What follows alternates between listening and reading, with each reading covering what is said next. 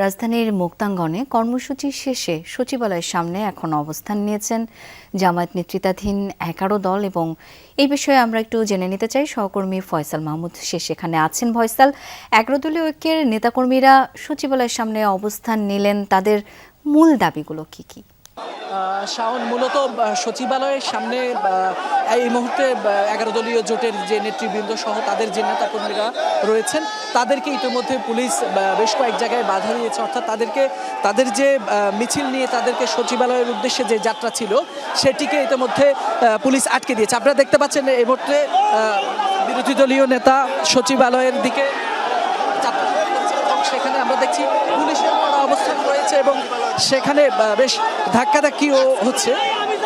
সেখানে জামায়াতের আমির, এনসিপির আহ্বায়ক সহ তাদের যে জোটের নেতৃবৃন্দরা রয়েছেন তারা রয়েছেন এবং সেখানে মূলত যে পুলিশের ব্যারিকেডটি রয়েছে, অর্থাৎ কয়েক স্তরে আমরা বাধা রয়েছে।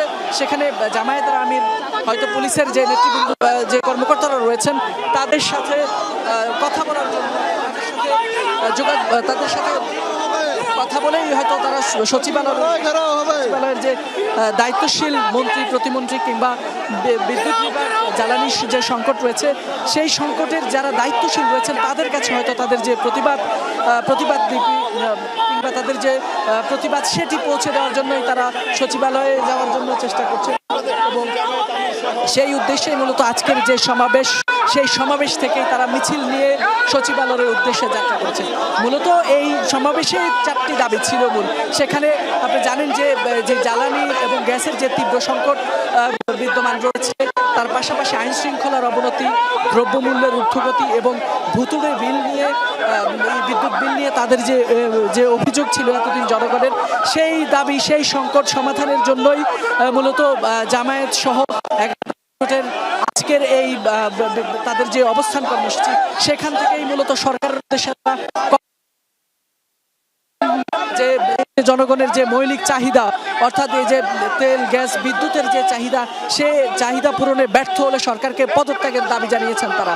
সেই সাথে তারা বলছেন যদি সরকার এই সংকট সমাধান করতে না পারে তাহলে তারা আরও বৃহত্তম কর্মসূচিতে যাবেন এবং ইতিমধ্যে সেই কর্মসূচিও তারা ঘোষণা করেছেন।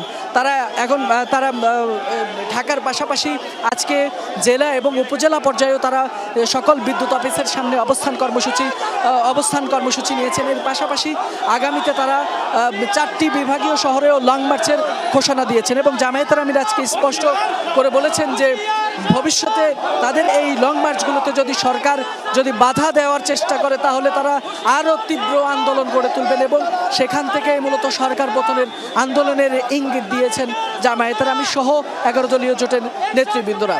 মূলত তাদের এই দাবি দেওয়াগুলো নিয়েই তারা আজকে সচিবালয়ের উদ্দেশ্যে যাত্রা করেছেন এবং তাদের যে প্রতিবাদ কর্মসূচি অবস্থান সেটি জানানোর জন্যই মূলত তারা রয়েছেন কিংবা মন্ত্রী যারা দায়িত্বশীল আছেন তাদের উদ্দেশ্যে তারা যাত্রা শুরু করেছিলেন, যদিও সচিবালয়ের ঠিক সামনেই। ফয়সাল, অনেক ধন্যবাদ আপনাকে।